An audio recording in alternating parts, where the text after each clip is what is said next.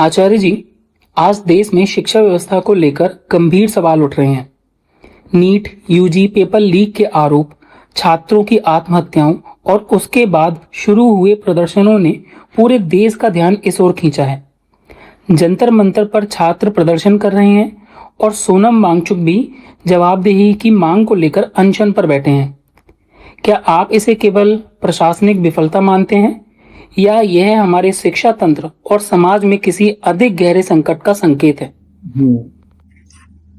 ये संकट का ही संकेत है और मामला गंभीर है।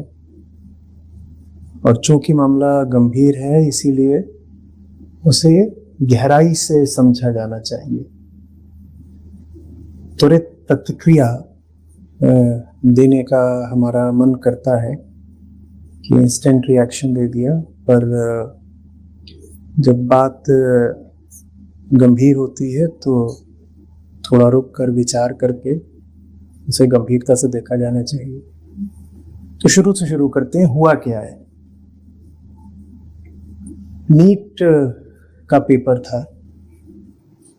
22 लाख हम आवेदकों की, स्टूडेंट्स की बात कर रहे हैं। ये 22 लाख परिवार हैं।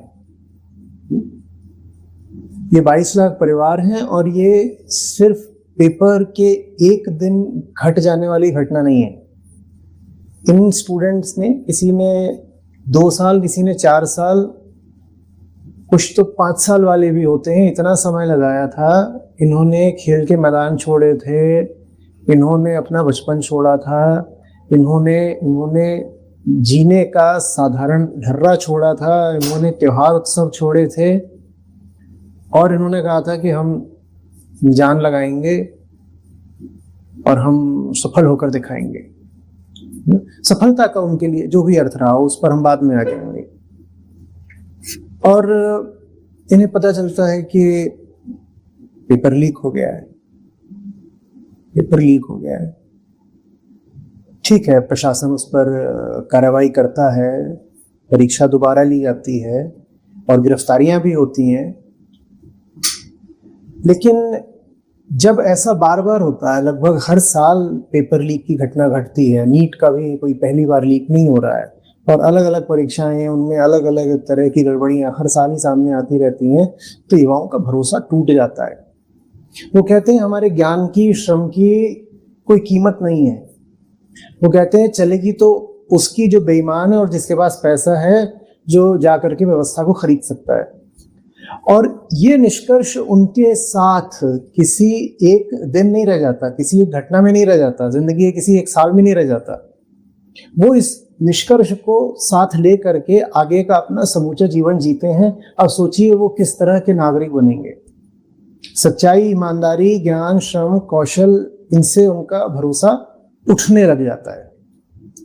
और पूरा का पूरा परिवार इससे प्रभावित होता है। उनके आसपास रिश्तों का जो पूरा तंत्र होता है वो इससे प्रभावित होता है, क्योंकि भारत में ऐसा होता है कि पूरे परिवार ने मिल करके एक छात्र या छात्रा से तैयारी कराई होती है। पूरे परिवार के सपनों का बोझ वो जो युवा है वो अपने कंधों पर ढो रहा होता है। तो सब इससे प्रभावित होते हैं और सब टूट जाते हैं। ये हमें समझना पड़ेगा कि चीज गंभीर है। टूट इस हद तक जाते हैं कि 5, 10 या शायद 15 आत्महत्याएं हुई है। और ये अभी हम हाल के महीनों की बात कर रहे हैं। अगर आप इसमें जोड़ेंगे कि प्रतिवर्ष कितने छात्र आत्मघात कर लेते हैं, अलग अलग तरीके से खुद को नुकसान पहुंचा लेते हैं, तो आप पाएंगे कि आंकड़े उपलब्धि नहीं है, क्योंकि खुद को नुकसान पहुंचाने के न जाने कितने तरीके हो सकते हैं। और एक इंसान भीतर से टूट जा रहा है, दुनिया से, व्यवस्था से उसका भरोसा ही हट जा रहा है। ये अपने आप में बहुत बड़ा आत्मघात है। तो ये हाल है। युवाओं का आक्रोश हमें हर साल देखने को मिलता है। पिछले साल भी देखने को मिला था, पिछले साल भी देखने को मिला था। मैंने उस पर बात लिखी थी। अभी इसी साल भी मैंने उस पर अपना एक कॉलम लिखा है अखबार में।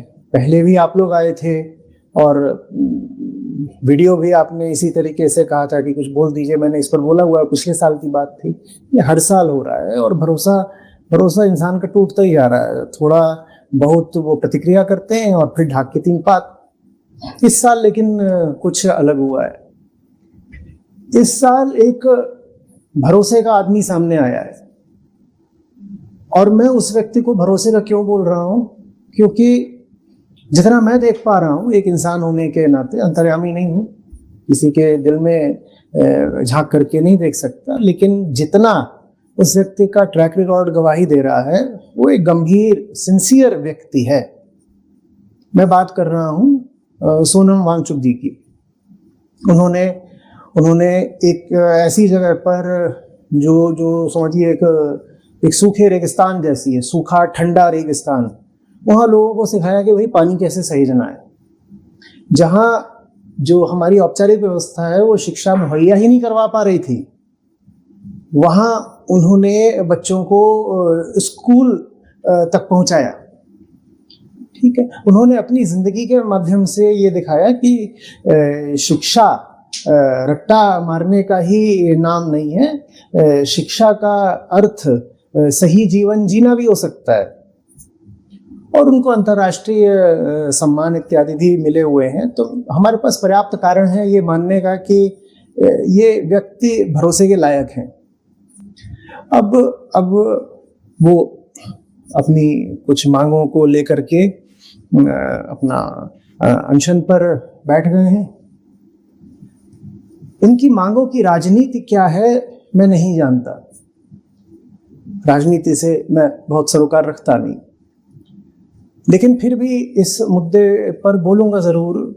एक शिक्षक होने के नाते, एक ऐसा शिक्षक जो एक दूसरे शिक्षक को मृत्यु की तरफ जाते हुए देख रहा है, बोलना जरूरी हो जाता है। तो सबसे पहले तो मैं सोनम जी से ही बोलूंगा कि देखिए, भारत की ज्यादा सेवा आप जीवित रहकर कर सकते हैं। आज 18 दिन हो गए आपके फास्ट को, अनशन को।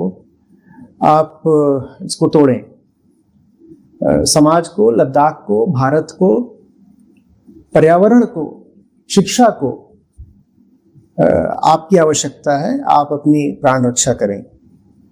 तो ये मेरा वांगचुक जी से आग्रह रहेगा।